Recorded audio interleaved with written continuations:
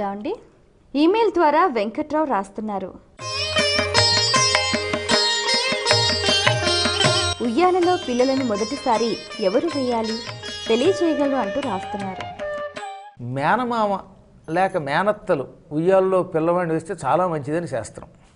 ఆ విషయం మనకి గర్గ సంహితలో గర్గాచార్యులు వారు చెప్పారు. గర్గాచార్యుడు జ్యోతిష్కుల్లో చాలా పండితుడండి, ఇలాంటి శాస్త్రాలు బాగా ఎరిగినవాడు. అందుకే నంద మహారాజు గారు కృష్ణుడిని పెంచిన నందుడు అంటాడు గర్గుణ్ణి చూచి, జ్యోతిశాస్త్రులకెల్ల మేటరివి తేజోమూర్తివి ఆశాంత విఖ్యాత స్ఫూర్తివి బ్రహ్మబోధనుడవాకర్ణింపు నాపల్కు నిర్ణీతుండైన గురుండు మానవులకు విప్రోత్తముండండ్రు నీ చాతుర్యంబున ఈ కుమారులకు సంస్కారంబు చేయంగదే అని నందుడు తన కులపురోహితుడు గర్గుడితో అంటాడు. జ్యోతిశాస్త్రజ్ఞులలో నీ అంత గొప్పవాడు లేడు, కాబట్టే కృష్ణుడికి బలరాముడికి పేర్లు పెట్టు సంస్కారం చేయంటాడు. ఆ గర్గాచార్యులు వారు గర్గ సంహితలో ఏమని చెప్పారు? నాయనలారా, మేనమామ లేక మేనత్త పిల్లల్ని ఉయ్యాల తొట్టిలో వేస్తే ఆ పిల్లలకి కుటుంబ వృద్ధి అవుతుంది, భవిష్యత్తులో బాగా నడకొస్తుంది, చురుగ్గా ఉంటాడు.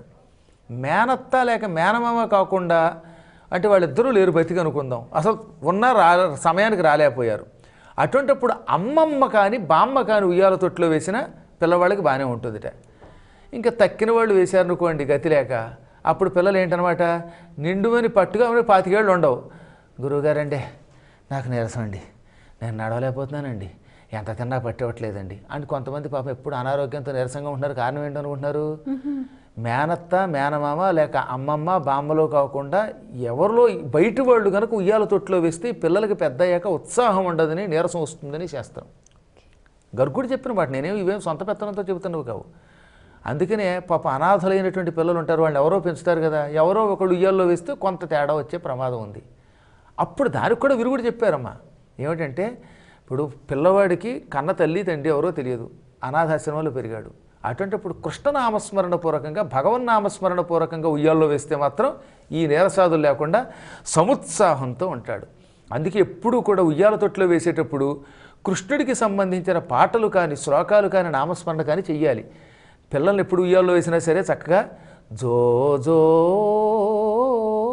కమలదళే క్షణ జో జో మురుగరాజ మధ్య జో జో కృష్ణ జో జో పల్లవ కరపద జో జో పూర్ణేందువదన జో జో ఎన్నుచున్నని పోతన గారు రాసినటువంటి భాగవతంలో ఈ పద్యం చదువుతూ వేసేవారు.